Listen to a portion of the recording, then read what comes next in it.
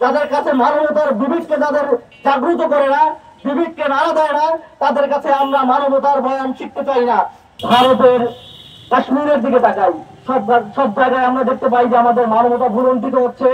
আমাদের বিশ্ব মনোজ যারা আছে, যারা মানবতার বাণী আমাদেরকে শোনায়, তারা মানবতার বাণী দেখিয়ে আমাদেরকে সামনে মুড়ো ঝুলিয়ে আমাদের কাছে কলা বিক্রি করে মানবতার, তারাই সব থেকে বেশি এই মানবতা বিরোধী কাজগুলো করে।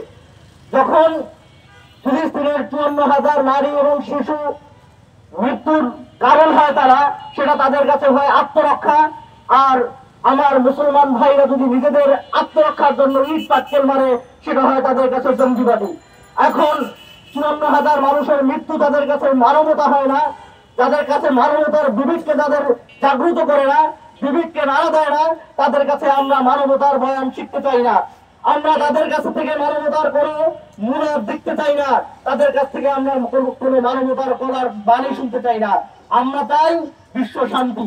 এই বিশ্ব শান্তির জন্য যেভাবে কুল্লু মিল্লাতু ওয়াহিদার তারা একত্রিত হয়েছে, সমস্ত কুফরি শক্তি একত্রিত হয়েছে, তেমনি ভাবে সকল মুসলিম শক্তিকে একত্রিত হতে হবে। আজকে আপনাদের মিডিয়ার ভাইদের মাধ্যমে আমরা বলতে চাই, বিশ্ব মুসলিম শক্তির রাষ্ট্রগুলোকে তারা যদি একত্রিত না হয়ে কুল্লু মিল্লাত ওয়াহিদার বিপরীতে কুল্লু মুসলিম ওয়াহিদা না গঠন করতে পারে, তাহলে পৃথিবী থেকে মুসলিম শব্দটা বিলীন হয়ে যাবে। আমাদেরকে এখন সর্বপ্রথমে যে কাজের জন্য একত্রিত হতে হবে, সেটা হচ্ছে মানবতা রক্ষায়, বিশ্ব শান্তি রক্ষায়, বিশ্বের মানুষের ভিতরে অর্থনৈতিক, সামাজিক, আর্থিক সব বিষয়ে শান্তির জন্য আমাদেরকে আগে যুদ্ধ বন্ধ করতে হবে। যারা নিজেদের রক্ষার পরিবর্তে বলে, তা বলতেছে ইরান যদি নিউক্লিয়ার বোমা তৈরি করে তাহলে সেটা আমাদের জন্য হুমকি স্বরূপ। কিন্তু তারা যে নিউক্লিয়ার বোমা তৈরি করে সমস্ত বিশ্বের জন্য হুমকি তৈরি করে রেখেছে, সেটা নিয়ে তাদের কোনো গান নাই, তাদের কোনো কান্না নাই।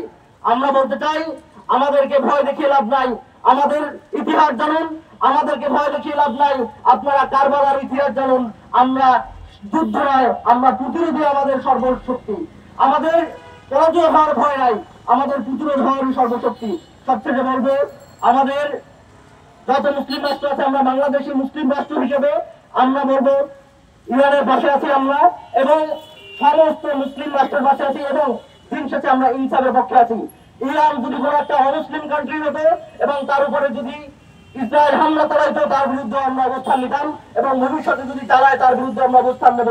আমরা মানবতার পক্ষে, ইনসাফের পক্ষে। ইনকিলাব জিন্দাবাদ।